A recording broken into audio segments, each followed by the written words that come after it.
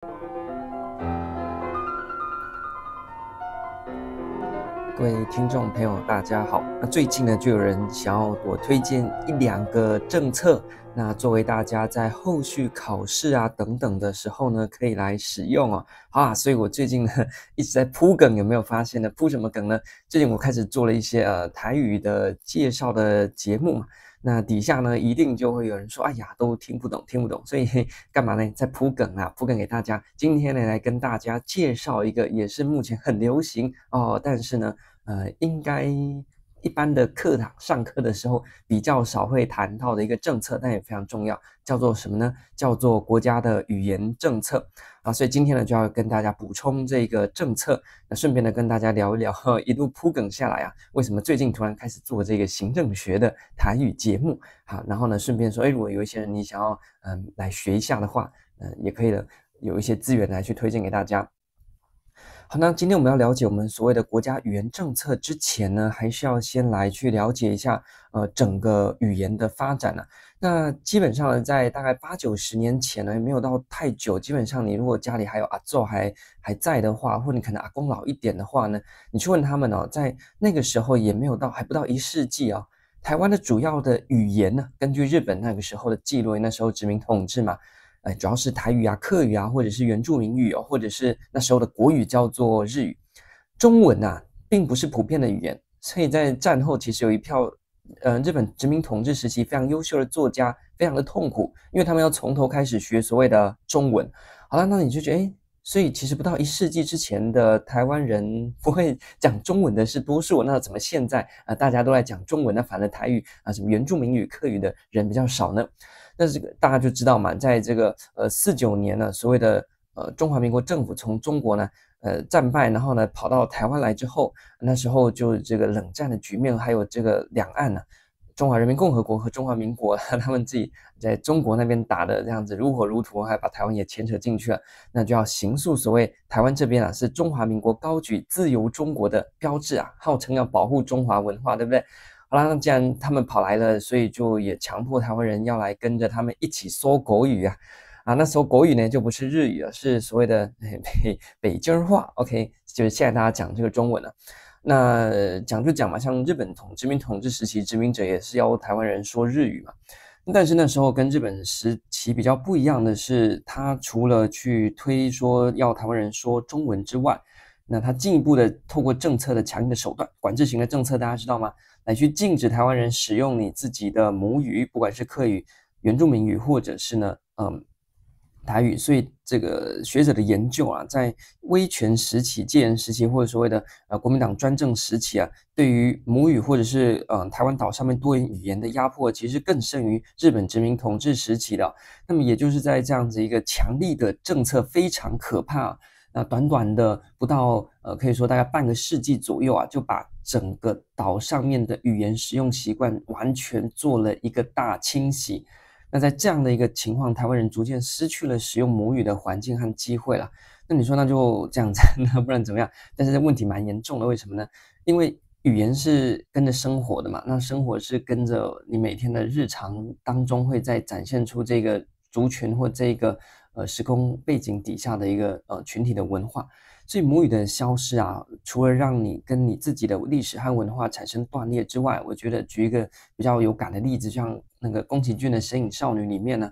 那小千跑到油屋里面去，他不是要签契约给汤婆婆吗？那时候他就故意把他的名字写错，为什么呢？因为一旦汤婆婆把你的名字夺走之后，你就再也走不出油屋，因为你就不知道你是谁了，你就会像那些游魂一样被困在那个所谓的冥界之中啊。那母语呢，其实就像是你自己的名字啊。那当你的名字被别人夺走之后，你就再也找不到你自己了。这问题其实是蛮大，但是有人觉得，哎呀，管他这么多，这个高谈阔论都是我们这些吃饱太闲人在讲。但是好吧，那我的立场是这样的，就交给大家自己去讨论了。反正重点就是你会失去跟这片土地的深厚的连结。就像最近有人说什么新课纲大家都不晓得大禹治水。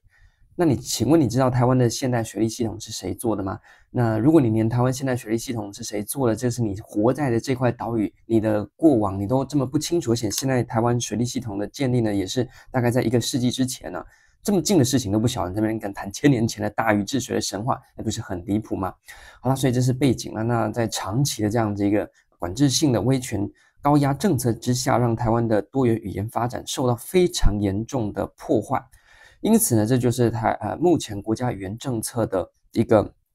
推动的背景，希望能够在至少现在是一个政治的民主化、社会的自由化之下呢，尽量让多元的文化能够发展。这个在我们政治学也好，政策上面也好，都是一个比较正向的一个方向，或当代的治理也是一个非常重要的主题，乃至于 SDG 的当中也有非常多重要的指标，要保护多元的文化嘛。好，那所以呢，我们接下来要进入第二个环节，要跟大家介绍一下国家语言政策相关的网站，我会贴在连结底下的说明栏。第一个呢，制定背景就是刚才谈到的啦，台湾其实算是一个多元语言的国家啊，包含了台语、客语、原住民语等等之类的呢。但是因为在历史和过往的这些因素啊，让这些多元的语言使用的场合和机会受到严重的限缩，那导致语言传承上的危机。更重要的是，语言传承危机上背后所代表的文化断裂、文化传承上面的一个危机啊。因此呢，在大概17年左右的时候，政府呢就开始呢比较注重在怎么样让我们的语言呢重新活过来哦。那非常重要的一部法律呢，我们等一下也会再跟大家做介绍，叫做《国家语言发展法》。OK， 那这个大家可能比较少听到了，但是呢，这个也算是配合整个国家语言政策非常重要的。那是在民国108年，就是2019年的时候呢，去正式上路，叫做《国家语言的发展法》，当然会再跟大家详细的介绍。那在这个法律的带领之下，那后续呢，当然希望能够尽量的来去让目前岛上面的各种的语言能够有传承和复兴以及未来的发展。好，那在整个政策的推动过程当中呢，我们可以去看一下，那就以文化部啦，还有像原委会、科委会、教育部等等的呢，大家来提出了连接你所看到的国家语言整体发展方案。那这一份呢是谈111年到115年，就是现在进行式，所以你可以在政策举例的时候来谈这个。那在制定过程当中呢，有一系列的会议啦，广泛的搜集各界的意见啊。那其中几个比较重要的目标啊，政策的目标整理出来提供给大家。第一个呢，当然是提升语言的能力啦。那除了中文、英文所谓的双语教育之外，那包含你还可以选择什么手语啦、客语啦、台语啦，或者是你家里所使用的母语，乃至于呢，你有这个可能是新住民家庭啊，你要学习你的这个妈妈或爸爸那边的语言呢，都非常的重要。所以第一个目标就要提升语言能力，希望呢能够从年轻一代开始呢，把这个语言多元的能力呢建立起来。第二个呢，你要提升语言能力，就是要落实语言的生活化。那这个呢，就需要政策能够从家庭、学校和社会的面向来做推动。搭配我们在谈政策工具的时候，不是有谈到自愿性的工具，就交给社区啦，交给家庭。那同时国家也会来去在一些教育的政策，乃至于一些补助啦、鼓励等等的措施上面的一些作为，所以有非常多的政策工具呢可以来使用。第三个呢，就是推动语言的现代化啦。那语言呢要使用，除了生活化之外呢，你也必须要完善语言的基础建设，来去发展媒体和语言文化等等的内容。那就包含说，像我现在呢也响应这个措施，来制作我所专精的行政和政治领域的一些以台语为主要语言的一些影片资料。让这个语言不只是在生活当中可以使用，在个别的专业领域当中有能够被使用的机会。那么最后就是要营造友善的学习环境，包含了生活化的学习，让在每个人的这个接触语言的机会都有能够获得保障。OK， 那具体的政策作为呢有很多，那我以下念几个啦。第一个呢就是公共媒体的支持，所以你看到所谓的公视台语台啦，或者是原住民电视台啦、客语台啦等等的呢，然后多元的语言节目制作都能够提升语言的能见度。那另外在校园部分呢，也是进行一个推广呢，就是以教育部为主，在各级学校呢推动本土语言的课程，同时像有所谓的认证考等等之类的，来去强化师资的培训。最后呢，就是在社会的部分，我们政府也是包含了各式的社区了。然后呢，语言的活动啊、竞赛啦、比赛啦，或者是展览啊、等等或者是一些艺文的演出，来去鼓励语言的日常使用。好，那么最后呢，在针对这样的一个政策，我们最后都会说有一个需要进行政策的评估嘛。那其中呢，就包含了像量化和质化指标上面的量化，就是说，那能不能增加我们语言使用的人口比率？这是量化的指标嘛。质化的部分呢，当然是长期来看的话，能不能让我们在语言政策的推广之下，对于目前的文化传承和语言传承都能够有一个比较好的作为。所以你看到像很多实验小学了，包含了原住民语的实验小学或是全台语的实验小学，那在质化的目标上面当然是看长期能不能去达成这样一个文化语言和这个传承等等面向的一个成果。好，这是整个国家语言的政策的方针。大致上呢，做一个简单的介绍，你更多的细节你可以上网去看一下，那你在考试的时候就可以来用。接着我们来介绍一下国家语言发展法，它是在2019年时候通过并且开始做。2019年同时也是我们地方创生非常重要的一年，那么非常重要的年份。那个时候呢，通过的行政院长是谁呢？那个时候是赖清德，所以他现在担任总统啊，势必在国家语言发展还会继续的来去琢磨。那它的重点呢，这部法律啦，我们说要依法行政，所以除了政策要去保障多元语言，那在法律上面当然就是以这部国家语言发展法为主。它目的呢是要改善语言断层的危机，同时要尊重多元文化的发展。OK， 那几个大重点，第一个呢就是去厘清政府的权责分工，详细的去规范中央和地方政府的业务范围，来去推动国家语言的传承、复兴和发展。那这个呢，如果你要考地方政府政治的，也是一个很好的举例，中央跟地方怎么分工，怎么样合作。第二个，它也是框定了国家语言的范围啦，所以不再只是说，讲国语，现在呢，国语不是只有中文、台语、客语啊，多元的语言其实都算是国语，还有什么台湾手语也算哦。所以你看疫情的期间呢，就会有手语老师在记者会底下呢来去做翻译嘛。再来就是要保障一些语言的一些措施啦，那针对那些面临到严重传承危机的语言呢，必须要设立专门的这一些规范和政策和作为，那来去让政府优先的加以保存和推动。那同时呢，也必须要建立这个调查机制，要把资料库建起来，书写系统要建立起来，然后各式各样多元的教育资源呢都要准备起来，这是国家在做的。那我们从社会面向，像我也是一种政策工具，我从社会面向、公民自觉发动的面向，那就是像我就推动这些，我自己来自制一些台语相关的影片。那如果您是客语或者是原住民语的，你也可以来跟我联络，我把资料给你，那请你呢帮忙制作成客语或者是原住民语的行政政治学的资讯了。我想这样是我最乐见啊。目前国家政策也是往这个方向。最后就是这个使用权的保障啊，政府有很多单位都有提供多语的服务啦，那来去培育通译的人员，然后同时要鼓励公务员来去学国家语言。所以之前我在公部门的时候，常收到一些公文来叫大家去考客语的检定啊，那有一些优惠啦、请假的措施等等的。好，所以以上呢是两个大的政策和法案，一个政策一个法案来给大家做介绍。第一个是国家语言政策，第二个呢是国家语言的发展法。那接下来下一个部分就是谈谈我自己啦，跟大家闲聊一下啦，就是说，那这样的话，为什么最近呢，铺梗铺这么久，终于这一集呢跟大家做个介绍，为什么会开始来做这个台语的节目呢？第一个当然是因为所谓的红海和蓝海市场嘛，那行政学、政治学的影片，网络上面中文的早就一堆啦，那他们都很优秀啦，那我干嘛在那边锦上添花，对不对？倒不如雪中送炭，所以那些优秀的前辈已经有很多中文的资源，大家可以参考。那我就想说，那我就来开发一下台语的部分了。所以台语的相关资源其实寥寥无几。那我希望呢，能够透过我的影片呢，能够抛砖引玉，填补这个目前在行政政治领域或者整个社会科学领域当中台语资源的缺乏提供更多元的学习管道。那第二个呢，是我在当公务员的时候，你知道吗？我在乡下的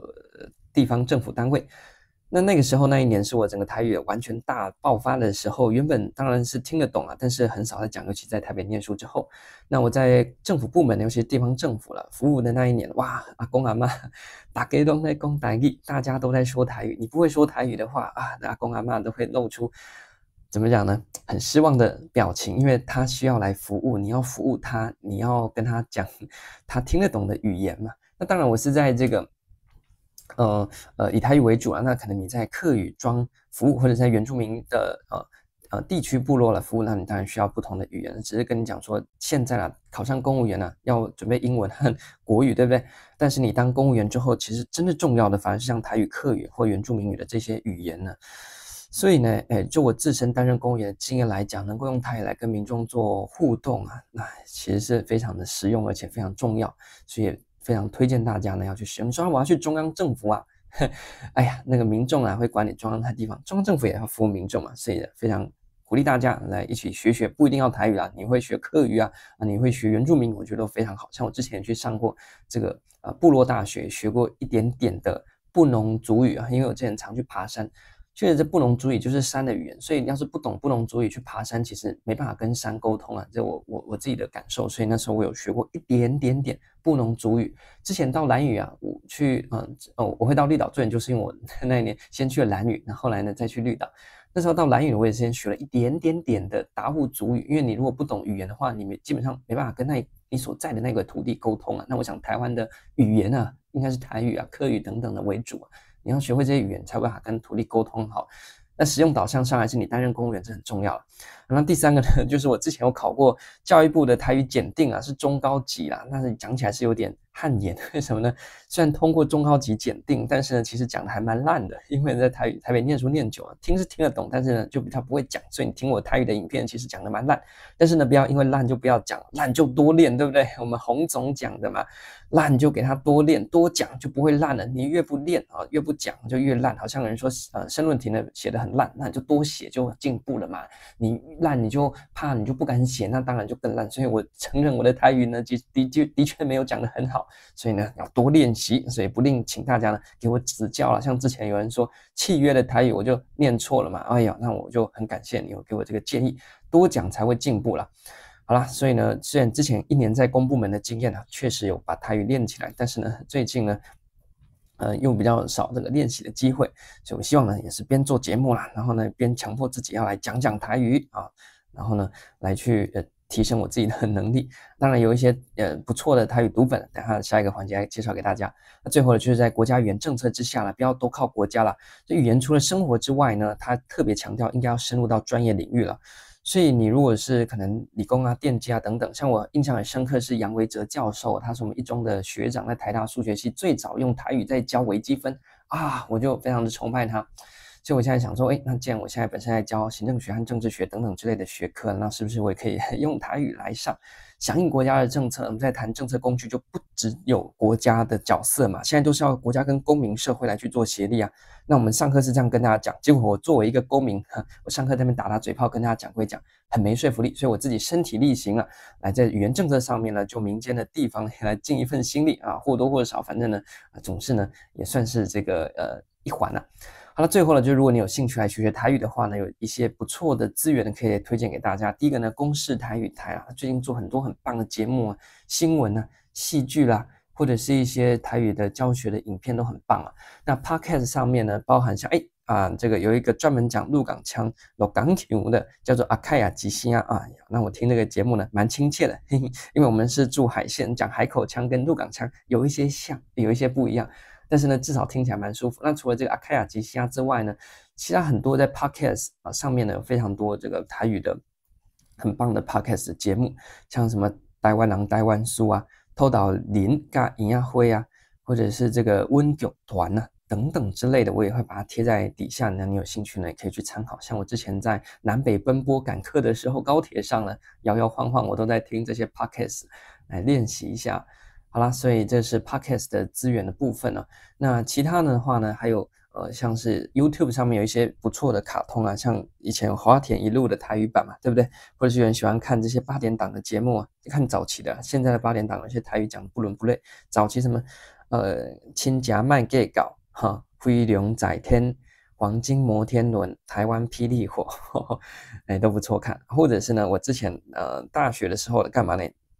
这个我们海线啊，就是清水人啊，一定知道一个叫廖天丁，所以呢非常有名的吴乐天啊，吴乐天呢在讲廖天丁的故事啊，在 YouTube 上面一堆啊。我之前在写学士论文，写到半夜2、3点的时候呢，都在听吴乐天在讲廖天丁的故事哇，他那个也是讲得非常的好，都非常有趣的资源啊。那现在呢更酷的是，如果你想要看书的话呢，哇，最近好多书，像是芥川龙之介的《罗生门》啊。都柏林人啊，小王子啦，傲慢与偏见这样子，还是什么咆哮山庄，都被翻译成台语的版本，所以除了听还可以看哦。那再来就是说，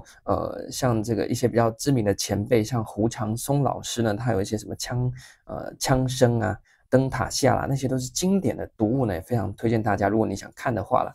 那你说，这个台语怎么会有文字呢？其实呢，最早期台湾第一份报纸是这个教会公报嘛，那第一份报纸就是用白话字写的，所以用台语有书写系统是很早就有的事情。台湾人使用台语以及使用台语文字书写的时间，其实比使用中文和使用中文书写的时间要久只是因为大家都不晓得嘛，因为过去的政策都让大家以为这个就是理所当然，我们就使用中文用中文字。但其实整个台湾历史上放长远来看，台湾人使用白话字白话字甲这个讲台语的时间是比咱即马咧讲中文的时间搁较久但是你就知影讲这个威权的政权伊的力量是偌大，伫短短的50年的时间内面，就甲这个台湾人使用语言的习惯完全拢做一个改变，互即马大家都感觉讲真奇怪，奇怪台语讲就讲，台语讲就讲，搁有这个台语的字台字这民间真奇怪，其实一点拢无奇怪，就是说在很久以前台湾人都使用这个白话字的报纸等等之前，去看日本殖民统治时期很多的报纸教会公报等等，圣经也是用一个台语的这个